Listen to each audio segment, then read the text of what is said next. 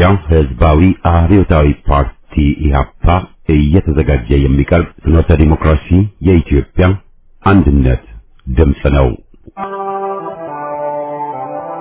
ጤና ይስጥልኝ። እንደምን አመሻችሁ አድማጮቻችን። ዛሬ ሐሙስ ጥቅምት 13 ቀን 2018 ዓመተ ምህረት ነው። የደምቢ ዶሎ ዩኒቨርሲቲ ተማሪዎች የነበሩትና በአክራሪ የኦሮሞ አሸባሪዎች የታገቱት ተማሪዎች ጉዳይ እስካሁን እልባትን አላገኘም። ብዙዎቹ ልጃገረዶች የሆኑት እነዚህ የአማራ ወጣቶች ከታገቱ ሐሙስ ጥቅምት 13 ቀን 2117 ቀናት አለፋቸው። የወጣቶቹ ሰቆቃ ያብቃ እንበል። እስከ መቼ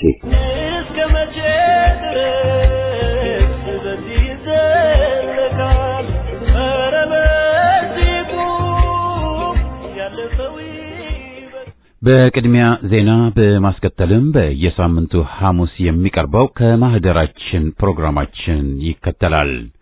በዛሬ ከማህደራችን ፕሮግራማችን በቅድሚያ ዓለም በአንድ ኃያል መንግስት ስር ወድቃለችና ከሱ ፈቃድ ውጪ መፍትሄ የለም ይሉናል። ለባዕድ እጅ መስጠት ያለመደብንን የእምቢኝ ለባርነት አቋም ግትርነት ነው፣ ያረጀ ያፈጀ ነው ይሉናል። እጅ መስጠትን ሲሰብኩ መቅለስለስ፣ መጎንበስ፣ ጠላትን መፍራት፣ መረድ፣ ቃልን ማጠፍ፣ ቃል ኪዳንን ማፍረስ ንቃት ስልጣኔ ነው ይሉናል። ውርደቱን ክብር ሲሉ ባለፈው በቆራጥነት በታገለው ትውልድና በአሁኑ ትውልድ መካከል ልዩነትን ሊፈጥሩ የሚፈልጉት ክፍሎች በተለይ ያን ትውልድ ታሪኩን ማብጠልጠልና ታሪኩን መበረዝን መርጠዋል። ስልጡን ፖለቲካ የሚባለው ለባዕዳንም ለወያኔው መጎንበስ ከሆነ በአፍንጫችን ይውጣ ማለቱ ሲያንስ ነው። መሰልጠን ባርነት ከሆነ ባንሰለጥን ይቅርብን በሚል ርዕስ በሚያዝያ ወር 2002 ዓመተ ምህረት በፍኖተ ዴሞክራሲ ተላልፎ የነበረ ሀተታ ነው።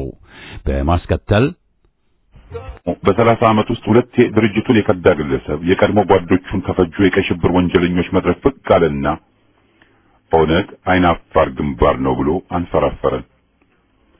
የምትሃት ግንባሮች አይተናል፣ ዛሬም አሉ። ትምክህተኛና ጠባብ ግንባሮችም ሞልተውናል። አይናፋር ግንባር ይህ የመጀመሪያ ከመሆኑ ሌላ በሳቅም እየገደለን ነው።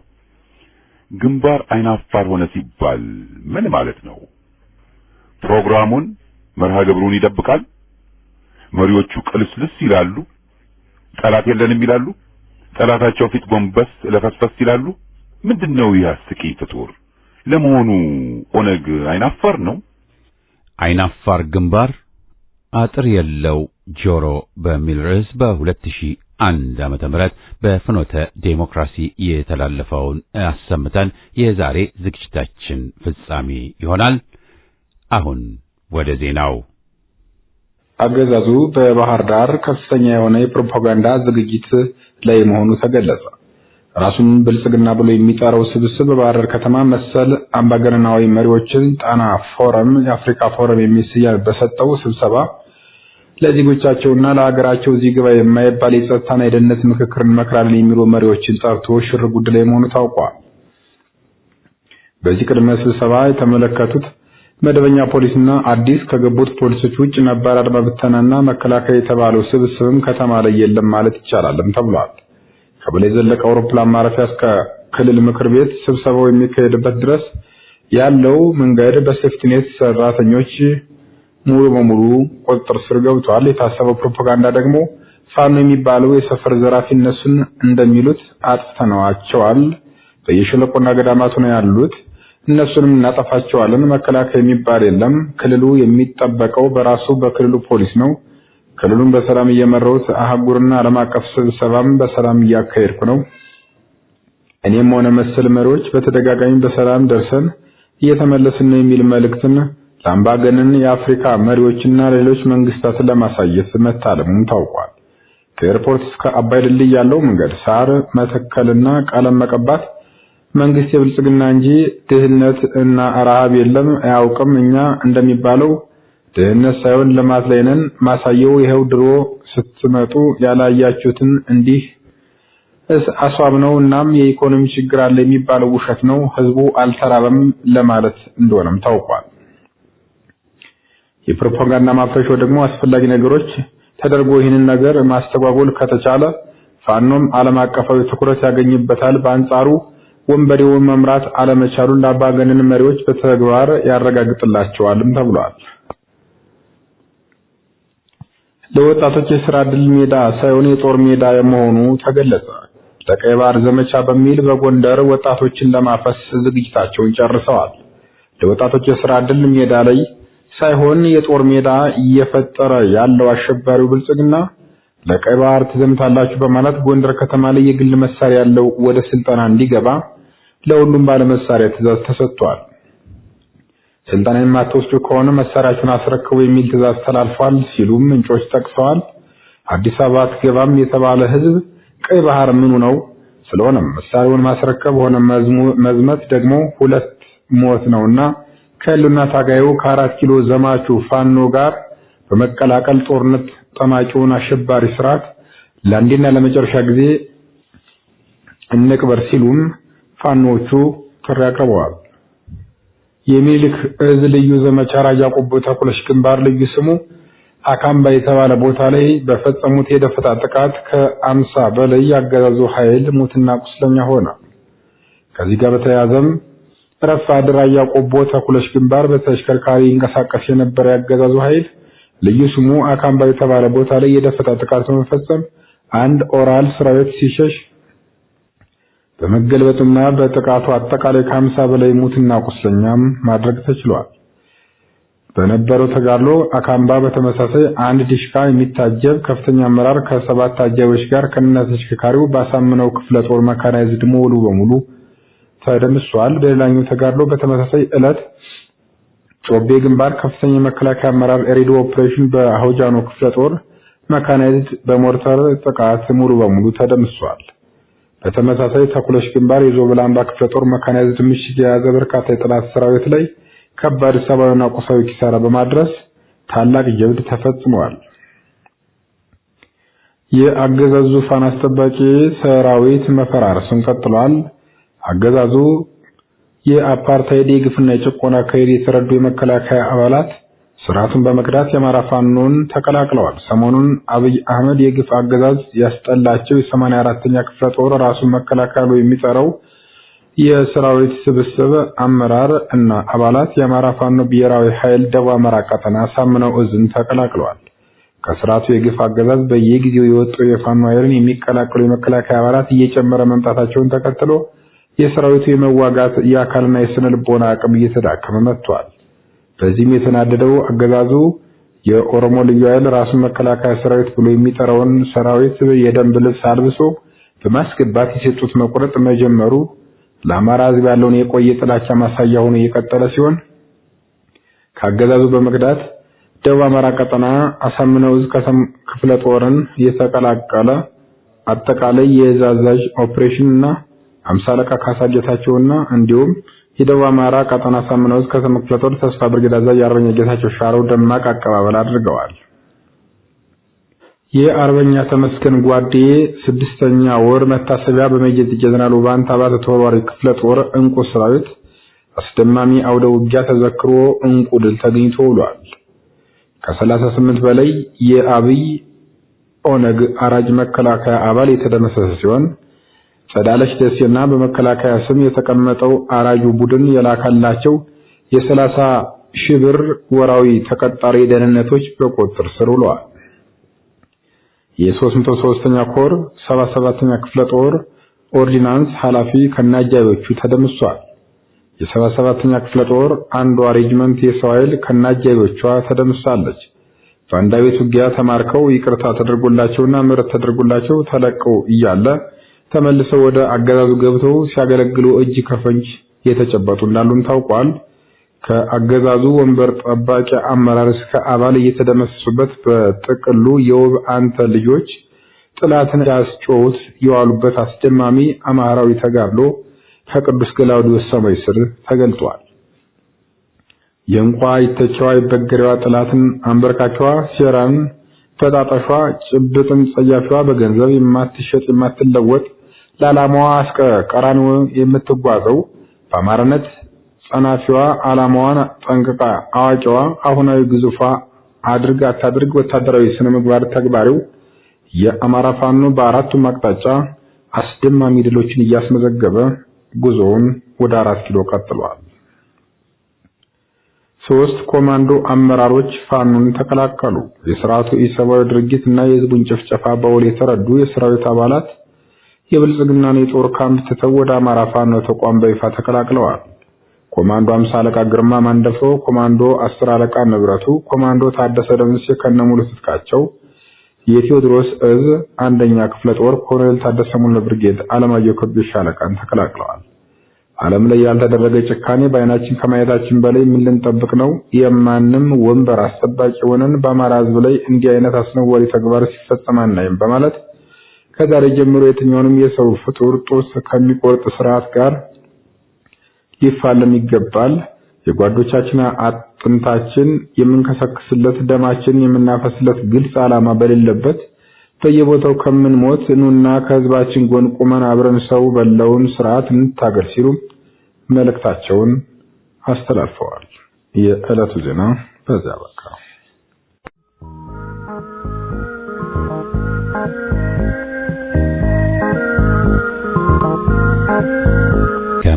ከማህደራችን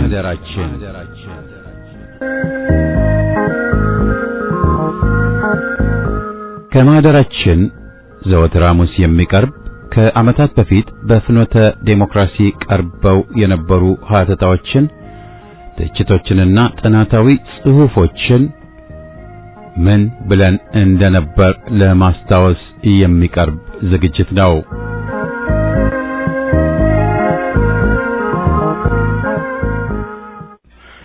መሰልጠን ባርነት ከሆነ ባንሰለጥን ይቅርብን።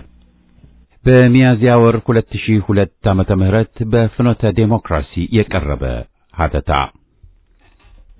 ዝነኛው የኢትዮጵያ ደራሲ ከበደ ሚካኤል ጥቁሮችም እንደ ሰው በሚል ግጥማቸው ውስጥ የሚከተለውን አስፍረው ነበር። ለካኒ እስረኞች ሰሞኑን ተጎድተው በጣም ደስ አላቸው ምግብ ዛሬ አግኝተው። ይገርማል ይደንቃል እንደኛ እህል ጎርሰው ሲበሉ አየኋቸው ጥቁሮችም እንደ ሰው። የሙሶሊኒ ጦር ኢትዮጵያን ሲወር የሮማው ጳጳስ ባርከው የሰደዱት ኋላ ቀር ያሉትን አበሻ ያሰለጥንላል በሚል ነበር።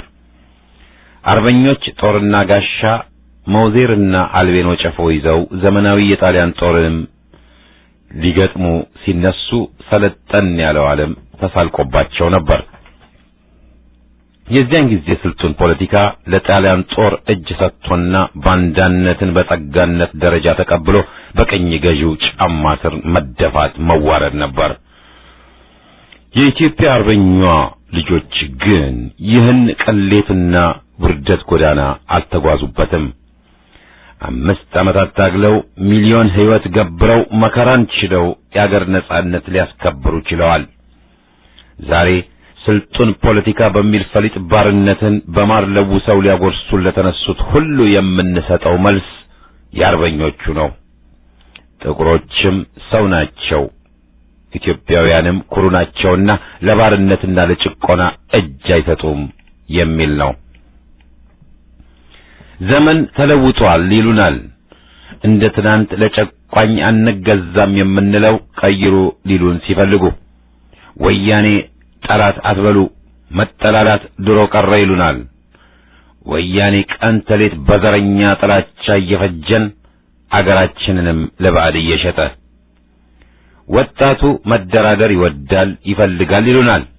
በወያኔ ላይ አታከሩ ለማለት ወያኔ እርቀ ሰላም ሲሉት እያላገጠና እርቅ ያሉትንም አሳዶ እየመታ እያሰረ ዓለም በአንድ ኃያል መንግስት ስር ወድቃለችና ከሱ ፈቃድ ውጪ መፍትሄ የለም ይሉናል።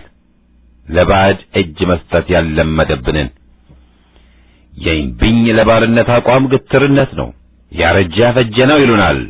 እጅ መስጠትን ሲሰብኩ መቅለስለስ፣ መጎንበስ፣ ጠላትን መፍራት መረድ፣ ቃልን ማጠፍ፣ ቃል ኪዳንን ማፍረስ ንቃት ስልጣኔ ነው ይሉናል። ውርደቱን ክብር ሲሉ ባለፈው በቆራጥነት በታገለው ትውልድና በአሁኑ ትውልድ መካከል ልዩነትን ሊፈጥሩ የሚፈልጉት ክፍሎች በተለይ ያን ትውልድ ታሪኩን ማብጠልጠልና ታሪኩንም መበረዝን መርጠዋል። ስልጡን ፖለቲካ የሚባለው ለባዕዳንም ለወያኔው መጎንበስ ከሆነ በአፍንጫችን ይውጣ ማለቱ ሲያንስ ነው። የኢትዮጵያ ወጣቶች ታሪክ የትግል ታሪክ እንጂ ሆድን ያስቀደመ ግለኝነት ታሪክ አልነበረም። ይህን መዘንጋት አያሻም። ዛሬ የታሪክ ላጲሶችና ቅርስን አውዳሚዎች ቀይ ሽብርንም ሊክዱ ተነስተዋልና ያንን ትውልድ በመታገሉ የተነሳ ያልሰለጠነና ኋላ ቀር ሊሉት ቢነሱ ከቶም አይገርመንም። ያ ትውልድ ያከረረው ጭቆናን አልቀበልም ለባዕድም አላጎነብስም በማለት ነበር። የሚደነቅ ግትርነት፣ የሚመሰገን ማክረር። ስልጡን ፖለቲካና ዘመን ተለውጧል በሚል ሽፋን ሽንፈትንና እጅ መስጠትን የሚሰብኩትን መታገል ያስፈልጋል። ትጥቅ ያስፈታሉና የዚህ አማራጭ ማለትም አንሰልጥን አንጎንበስ ባዮች በአብዛኛው ያለፈላቸውና ከወያኔ ደግሞ ያነሰባቸው ምሁሮች መሆናቸው የሚደበቅ አይደለም። በየድርጅቱ የፈሉት አንጃዎችና ከፋፋዮች በተለይም ከወያኔ እንሞዳሞድ ባዮች የዚሁ ነጸብራቅ ናቸው። ይህን የወኔ ማጠጥ ያወቀው የወያኔ ቁንጮ ደግሞ ነጋ ጠባ ስድብና ማስፈራሪያውን ማሽጎድጎዱ አልቀረም። ይህን ሰምተው የሚርዱ መኖራቸው ደግሞ የሚጠበቅ ነው። ለንግድ ፈቃድና ለቤት ግንባታ ሲሉም ሀገርና ወገንን ሽጠው ሰላምና እርቅን ሰባኪ የሆኑ ስልጡን ፖለቲካ በሚል ለወያኔ መለስለስን የሚያቀነቅኑ አሉ። ይህን መሰል ማፈሪያዎች መድረኩን በማጣበብ ላይ ናቸውና ወጣቱን ትውልድ እንዳይበክሉት መታገል፣ መከላከል ግዴታ ነው። እንደገና አቶ ከበደን ለመጥቀስ አልቅሱልኝ በጣም አፍሱልኝ እምባ በ40 ዓመቴ ሞቼ ስቀበር በሰባ የተባለላቸው በቁማቸው የሞቱ ሀገርን አሳፋሪዎች ናቸው። ኃያሉን ሀገር ብቻ ሳይሆን ወያኔንም የሚፈሩ ስልጣኔያቸው ቆምጣጣ የሆነባቸው እነዚህ የሽንፈት ሰለባዎች የፍርሃትና አድርባይነት ምሳሌ ሆነው ሳለ ቃላትን እያሳመሩ ሊያደናግሩ መራወጣቸው ይታያል። ትግል የግድ መስዋዕትነትን ይጠይቃል። ሳይደሙ ሳይቆስሉ ስርየት የለም። ሀገርንም ማዳን አይቻልም። ህሊናን ሸጦና ሀገርን ከርቶ ሳይነኩ ሳይጎሳቆሉ መኖር ኑሮ ካሉት ይቻል ይሆናል። ትግል ከተባለ ግን የግድ መስዋዕትነትን ይጠይቃል። ትግል ካልተካሄደ እንጦጦ ተኝቶ ሐረር መንቃት ዘበት ነው። ምን ተሰለጠነ? ትግል ካልተካሄደ ወያኔን ማሸነፍ አይቻልም። ያለፍነው እኛ እንጂ ጊዜ አይደለም ብለዋል ታዋቂው ገጣሚ። ዘመን አልፎ ዘመን ሲተካ የሚለወጠው ሁኔታ ምን ቢሆን ምን ለጨቋኝና ለባዕድ ወራሪ እጅ መስጠትን ትክክል አያደርግም። የሀገርን ክብርና ጥቅም በተመለከተ ከማንም ጋር መደራደር የሚገባ አይደለም። ከወያኔ አይነት ሀገር አጥፊና ህዝብን ጨፍጫፊ አገዛዝ ጋር መሞዳሞድ ስልጣኔ ከተባለ አለመሰልጠኑ ይመረጣል። ወለም ዘለሙን ትተን አምረን ወያኔን እንታገል። መሰልጠናችንን ባርነት አንቀበልም በማለትና በገቢርም በማሳየት እናረጋግጥ። ለወጣቱ ትውልድ ፍርሃትና ሽንፈትን ሳይሆን የነበላይን ታከለን፣ ገረሱ ዱኪን፣ ዘራይ ደረስን፣ የነገርማሜን፣ ጥላሁን ግዛውን፣ የነተስፋዬ ደበሳይን፣ ሻምበል አማሃን፣ የነጸሎተ መሐመድ ማህፉዝ፣ የነብንያምን ተካልኝን፣ የነድላይን ጽጌን፣ ጸጋዬ ደብተራውን፣ ያበራሽ በርታን፣ ያሰፋ ማሩንና የተስፋዬ ታደሰን፣ የሽብሬን፣ የሌሎችን ጀግኖች ሁሉ ታሪክ ማስተማርና ማሳወቅ ይመረጣል። ሰልጥኑና እጅ ስጡ አይበጅም። አምረን ከታገልን ወያኔ ይቆጣል ብለው የሚርዱ ሊያታገሉ ቀርቶ በትግሉ ሜዳ አካባቢ ሊገኙ የሚችሉም አይደሉም። ወኔ ጠፍቷልና ሁሌም ሰበካቸው ወያኔን አታስቆጡ፣ ደጋፊዎቹን አታናዱ ነው። ይህ ነው ስልጣኔ። ሀገርን አስረክቦ ዝምታ፣ ወገንን አስጠቅቶ ጸጥታ በአፍንጫችን ይውጣ። አቶ ከበደ ሚካኤል ብለው እንደነበረው ሕይወት ጦርነት ነው ዋጋህን የሚያሳይ መታገል ግድ ነው ስትኖር በዓለም ላይ በገዛ እጁ ወድቆ በቁሙ እየሞተ መታገል ያልቻለ ልቡ እየታከተ የሚያነሳው የለም በፍቅር በርዳታ በዚህች በመሬት ላይ ፍጡር ካልበረታ ጥንቱን አልተሰራም ለሰነፎች ቦታ ሰነፍና ፈሪ ሆዳምላኩና ድርባይ አገር ይጎዳል እንጂ አያድንም።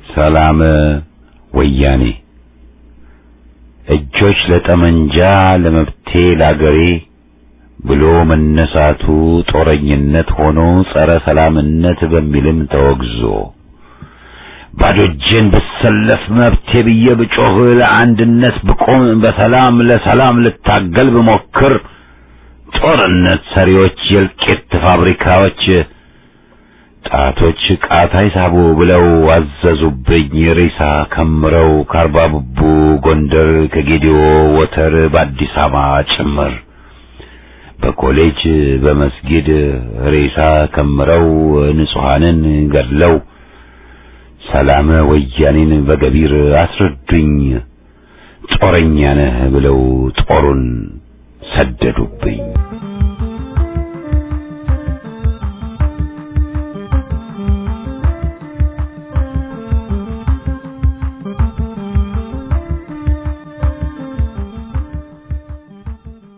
ማናቸው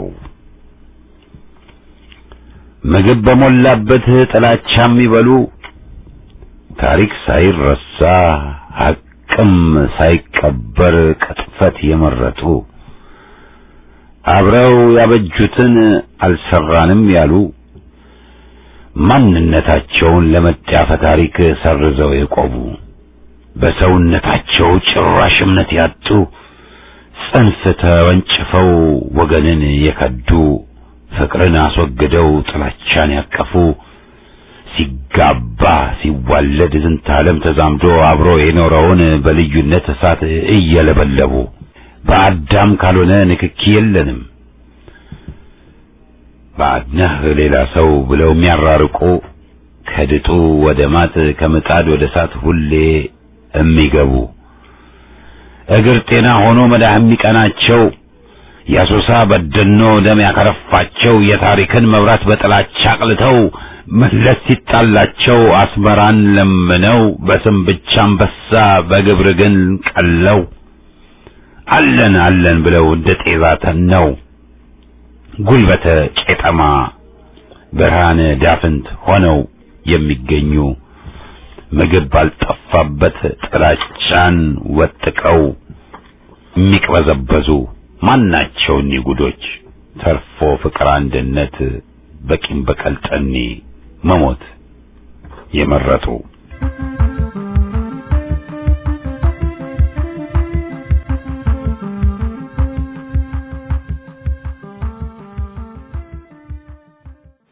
አይናፋር ግንባር አጥር የለው ጆሮ በ2001 ዓመተ ምህረት በፍኖተ ዴሞክራሲ የቀረበ እንዲያው አልፎ አልፎ ፍርስርስ አድርጎ የሚያስቀን ነገር ባንሰማ ኖሮ የኢትዮጵያ ፖለቲካ ከመቃብር የቀዘቀዘ ሲያንስም ደባሪ በሐቅ ግን አበሳጭና ተስፋ አስቆራጭ ሆኖ በጨረሰን ነበር።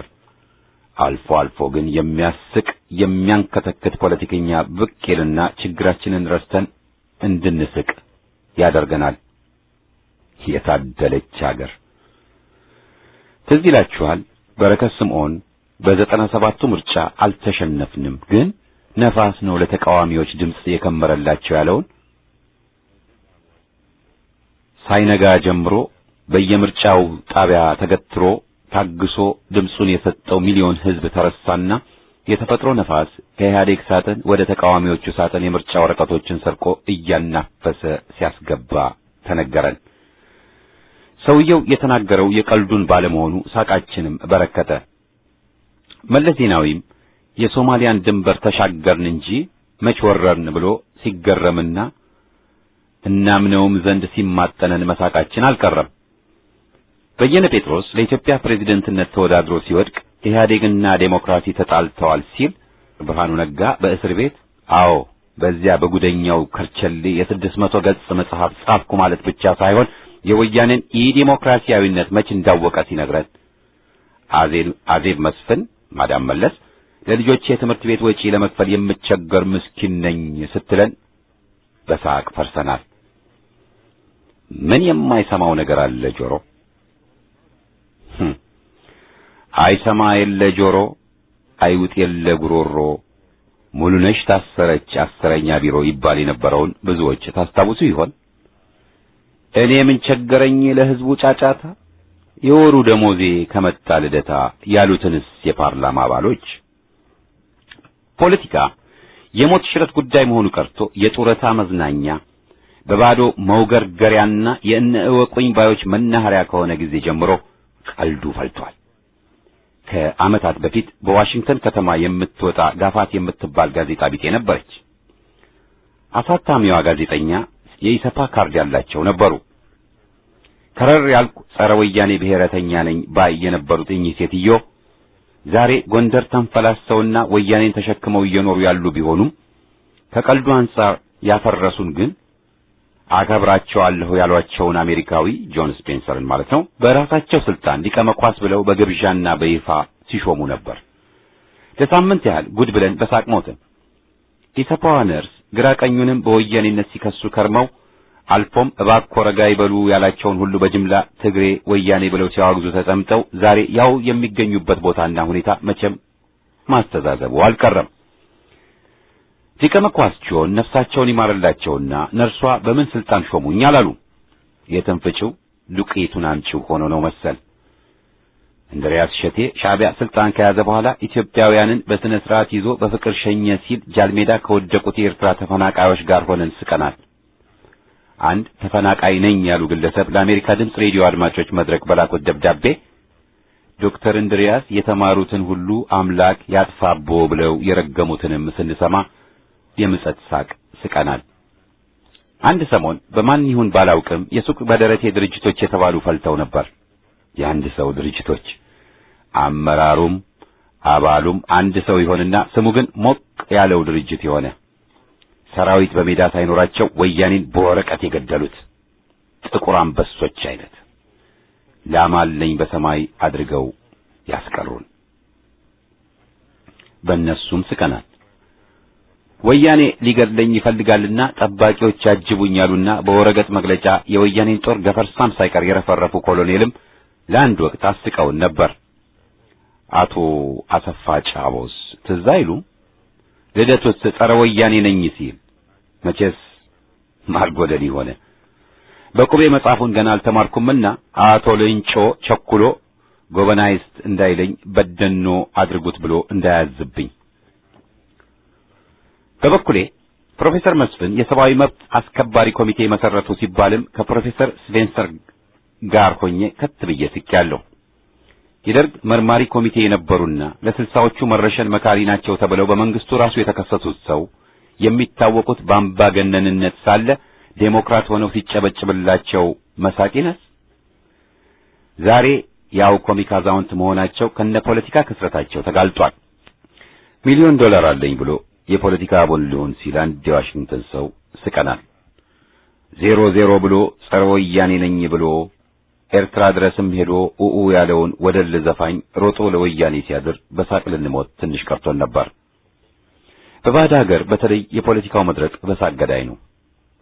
ሰው ከሀገራችን ሕዝብ መከራና ስቃይ በተጨባጭ ሩቅ በመሆኑ ተሰማኝ የሚለው ብሶትም ከሩቅ እንደሚታይ እሳት ነውና አቃጥል አይፋጭ በግምት ካልሆነ ይባስ ብሎ ወያኔ የሚነሰንሰውን ስኳር ላስ ለማድረግ እሽቅድምድሙም ስላለ ቃልና ተግባር አልገናኝ ብለው በሳቅ ሊገሉን መሞከራቸው አልቀረም።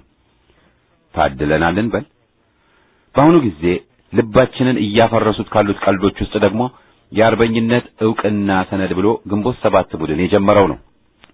የኛ ሀገር ሕዝብ ሞኙ የአርበኝነት መለያው ከባንዳነት መራቅና ለውድ ሀገር መቆም መታገል መሰዋት መስሎት ሲሰቃይ ተአምር ላሳያችሁ ቆራጣ ሐሙስ ቀረችኝ ባዩ ይህ ቡድን በቅርቡ 2000 ዜጎች እያንዳንዳቸው 500 የአሜሪካ ዶላር ካወጡ ድርጅቱ $1 ሚሊዮን ላስ ሊያደርግ ስለሚችል በልዋጩ የአርበኝነት መታወቂያ ሰነድ ላዋጮቹ ይሰጣል ብሏል። ወያኔ ቀደም ሲል $500 አምጡና ልዩ መታወቂያ ልለግሳችሁ ብሎ በባዕድ ሀገር የሚኖሩትን ሲደልል ነበር። በ$500 አርበኛ መባልና ማረጋገጫ ሰነድ ማግኘት አያስቅም? ጫካ ገብቶ ታግሎ ትግል ብሎ ለፍቶ መራራ ስቃይን ተቀብሎ መስዋዕትነትንም ችሎ ነው አርበኝነት እያሉ ያስቸገሩን ላይ ከት ብለን ልንስቅ እድል አግኝተናል። በእርግጥ $500 5000 ብር ነውና ድህነት ባጠቃት ሀገራችን ብዙ ሰው አርበኛ ነህ የሚል ሰነድ አያገኝም። ዘንድሮ ግን ትግልና ድርጅት የሀብታሞች ነው ተብሏልና ይህ አስገራሚ አይደለም። $500 አርበኛ ተባሉ። ማን ሞቶ አላችሁ በዱር በገደሉ? ከት ብላችሁ በሉ ዛሬ ሳቁ። በዚህ ስቀን ሳናበቃ ደግሞ በ30 ዓመት ውስጥ ሁለቴ ድርጅቱን የከዳ ግለሰብ የቀድሞ ጓዶቹን ከፈጁ የቀይ ሽብር ወንጀለኞች መድረክ ብቅ አለና ኦነግ አይናፋር ግንባር ነው ብሎ አንፈራፈረን። የምትሃት ግንባሮች አይተናል፣ ዛሬም አሉ። ትምክህተኛና ጠባብ ግንባሮችም ሞልተውናል። አይናፋር ግንባር ይህ የመጀመሪያ ከመሆኑ ሌላ በሳቅም እየገደለን ነው። ግንባር አይናፋር ሆነ ሲባል ምን ማለት ነው? ፕሮግራሙን መርሃ ግብሩን ይደብቃል። መሪዎቹ ቅልስልስ ይላሉ። ጠላት የለንም ይላሉ። ጠላታቸው ፊት ጎንበስ ለፈስፈስ ይላሉ። ምንድነው ይህ አስቂኝ ፍጡር? ለመሆኑ ኦነግ አይናፋር ነው? አይኑን ጨፍኖ አንገቱን ደፍቶ ነው አሶሳ ጎጃም ሰፈር ያን ሁሉ ህዝብ የጨረሰው? በደኖ ፍጅት ያካሄደው? ኦነግ ኢትዮጵያዊ አይደለንም፣ ኦሮሚያ ቀኝ ግዛት ናት ትገንጠል ወዘተ ሲል መቻፈረ? ወይስ ኢትዮጵያዊ ነው ማለቱ ስላነቀው ነው አይናፋር የተባለው? ወይስ ይህን ያለው ግለሰብ ነው አሳፋሪ ፍጡር? መንግስቱ ኃይለ ማርያም ሲመቸው ቀለስለስ አንገት ደፋ ማድረግና ዝምብም አልገደልኩ ማለት ይወድ ነበር። አይናፋርን በለው። አይናፋር 250,000 ሰው በሽብር ይበላል። ስለ አይናፋር ግንባር አዲስ ግኝት ያስደመጠን ግለሰብ ምስጋና ይግባህ ዶክተር እንዳንለው በክህደቱና በዚህ አይነት ቅሌቱ እንጂ በሌላ ዶክተር ሲባል አልሰማንም። ግን የግኝቱ እጹብ ድንቅ ነው። የኦነግ መሪዎች ሰብሰብ ብለው አንገት ደፋ አድርገው ሲቅለሰለሱ መገመት ችለን በሳቅ ሞትን። የኦነግ መሪ የሆኑት ብዙዎቹ የደርግ ጊዜ ቀበሌተኛና ከፍተኛ ሹሞች ነበሩ። ሌንጮ ለታ ሀገር ወዳድ ድርጅቶችን ትምክህተኛ ሲል መቻፈረ። ከሌሎች ኢትዮጵያውያን ጋር ግንኙነታችን በአዳም ልጅነታችን ብቻ ነው ሲል መቻፈረ። መለስ ቪዛ ሰጥቶ እና አዋርዶ ከሀገር ውጡ ሲላቸው ስንት ሺህ የኦነግ አባል ታስሮ ባለበት ሌንጮና ዲማኖጎ በኤርትራው ኃይሌ መርቆሪዎስ አቅራቢነት መለስን ሲሰናበቱ የነበረውን የመላቀስና አንገት መድፋት ቲያትር ያስታውሰናል።